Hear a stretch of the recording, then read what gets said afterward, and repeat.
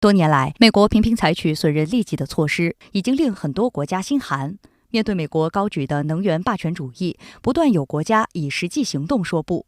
上周四，欧佩克家宣布自11月起将原油日产量减少200万桶，减产规模相当于全球石油出口总量的2%。美国总统拜登随后指责这一行为将使美国国内油价逐步上涨。有白宫官员甚至发出警告，欧佩克家的决定将被华盛顿视为敌对行为。过去几周来，拜登政府派出一众能源、经济和外交政策的高级官员，与科威特、沙特、阿联酋等中东国家接触，游说其投票反对减产，以配合西方针对俄罗斯石油出口的打压。同时，拜登还希望以此遏制国内汽柴油价格上涨，拉抬民主党选情。把石油作为武器来运作，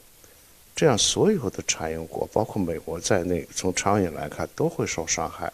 这就逼着人类，凡是工业国家，是吧？凡是大量进口石油天然气的国家，都会把更多的注意力转向新能源。风波过去之后，国际能源市场上，无论是石油还是天然气，它都会成为买方市场，对谁都没有好处。值得指出的是，在欧佩克家决定减产的数小时前，欧盟国家刚刚同意对俄石油出口设置价格上限。分析指出，海湾国家担心该计划将全面压低油价，甚至可能在未来被用来对付他们自己。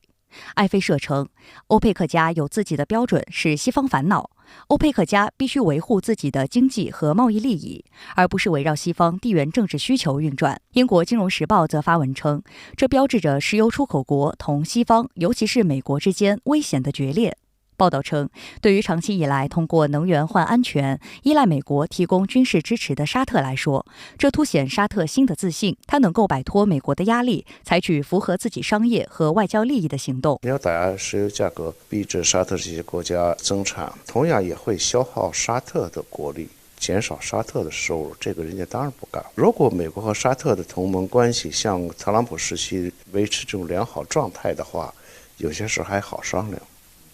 拜登在竞选的时候和竞选之后对沙特王室恶语相加，这个时候你突然需要沙特了，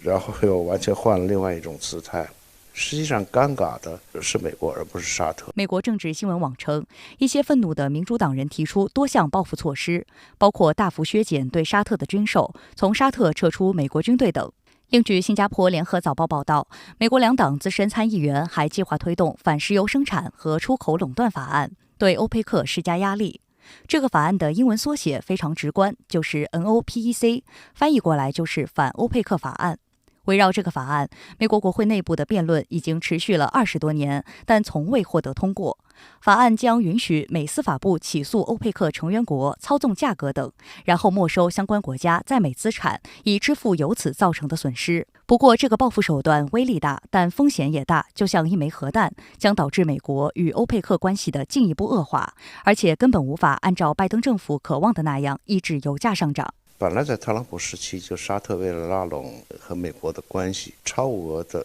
购买了很多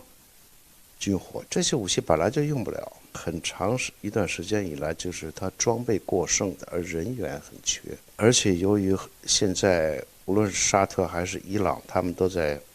逐步缓和双方的关系。举目四望，现在沙特它眼前很紧迫的军事上的敌人威胁并不是那么大，即便